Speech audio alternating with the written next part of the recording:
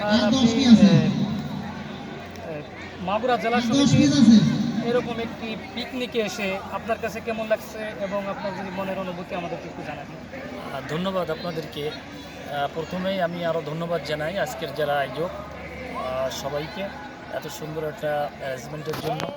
আসলে আধুনিক যুগে, মডার্ন যুগে এখন কমিউনিকেশানকে ইকোনমিক্যালি অ্যাসেট হিসেবে বিবেচনা করা হয়।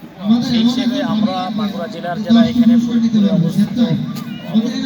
ফরিদপুরে যারা অবস্থান করছি, ছাত্র, পেশাজীবী সব মিলে যদি আমরা সবার ভিতরে একটা সেতু বন্ধন করতে পারি, তাহলে পরস্পরের যে সহযোগিতা সেটা আমরা বৃদ্ধি করতে পারবো এবং এর দ্বারা সমাজ, দেশ উপকৃত হবে, ব্যক্তি উপকৃত হবে এবং আমরা মানসিকভাবে স্বস্তিতে থাকবো। কারণ মানুষ বাঁচার জন্য তার মানসিক রিক্রিয়েশন, শারীরিক বিনোদন দুইটারই প্রয়োজন আছে।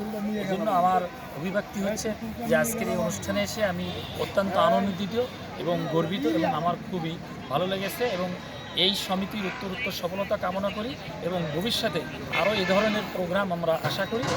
সবাইকে এজন্য আমি ধন্যবাদ দিয়ে শেষ করছি। আপনার জন্য অনেক অনেক শুভকামনা, আপনার পরিবারের জন্য আপনার দীর্ঘায়ু কামনা করি। ধন্যবাদ।